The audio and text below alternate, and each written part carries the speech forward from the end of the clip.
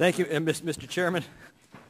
Mr. Secretary, welcome to the committee. It's a pleasure to make your acquaintance. I wanted to follow up on the issue that Mr. Costa raised that affects the credibility of the department on this and all issues, and that's the dispute over the regulatory drought in California. As you know, this is not a minor matter. More than 200 billion gallons of water have been cut off to the Central Valley of California. These diversions have resulted in massive unemployment, water rationing, food lines in various communities. We're at the point where local communities that once boasted that they were feeding the world now can't even feed themselves. I'm sure you'll appreciate the irony of a food line in the Central Valley where they're handing out carrots imported from China in a community that once exported carrots to China. Some farming towns like Mendota are running 40% unemployment. Yet on September 9th, in a response to a Wall Street Journal editorial, you dismissed the crisis by writing, quote, "The fish are a sliver of the problem, the pumps are already on, and pointing fingers can't make it rain." Mr. Secretary, do you deny that more than 200 billion gallons of water have been diverted from the Central Valley to meet environmental regulations protecting the Delta smelt? Congressman McClintock, what I would say is that the situation in California is frankly in chaos because of the water issues that frankly have been in the making for a very long time. It was a water system that was built frankly to provide water to about half of the population that currently lives in California.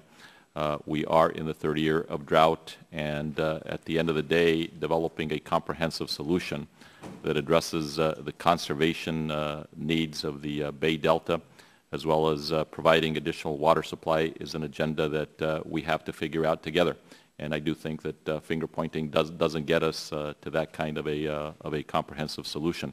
We are working in my department to facilitate a number of different projects, including those that Congressman Costa and Cardoza and Napolitano have said were very important, such as the Two Gates project, as well as the investment of money into water conservation and water banking and a whole host of other things. On the 30th of September, I will be meeting with the leadership involved in these water issues in California here in Washington. I've appointed David Hayes, the Deputy Secretary of Interior, to focus on this issue. I have a person on the ground trying to pull things together.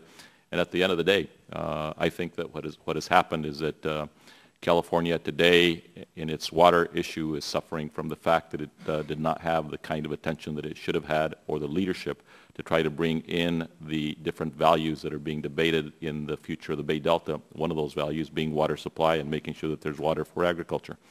So I hope, and we have been working closely with the governor, that we are able to come together with a comprehensive way forward with respect to water supply for the state of California. No one would argue for the need for additional water facilities, but I think you'd have to agree that 200 billion gallons of water would have made all the difference in the world in the Central Valley if it hadn't been diverted for the Delta smelt.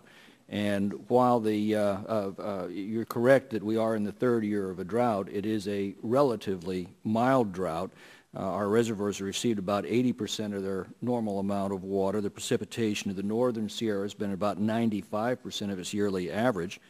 How do you explain the fact that in far more severe droughts in 1977 and 1991, the Central Valley Project was delivering 25% of its water, and today it's only delivering 10%? Yeah, we are doing everything we can under the law to deliver as much water as we can and to facilitate things such as water transfers that will provide water supply to the communities that are affected. There are water rights issues, including the fact that many of the farmers who have relied on water have a very junior water right within the scheme of water rights in California. Doesn't the law provide for the waiver of these regulations in an economic emergency? And why isn't the department following through on that? The law does provide for a God squad to essentially override the requirements of the law. My own view, I've said this before, I'll say it here today, is that is an admission of failure, and frankly it would be a way in which we ultimately would not address the comprehensive nature of the issues that need to be addressed in the Bay Delta. In conversations that I've had with members of the California congressional delegation, I think it's recognized, for example, that the huge water quality issues that are affecting the Bay Delta, including urban runoff and a whole host of other things, are also contributing factors to the species issues that we have today. I think the Central Valley would define failure as 40% unemployment in Mendota and an agricultural industry that has literally been brought to its knees. Thank you.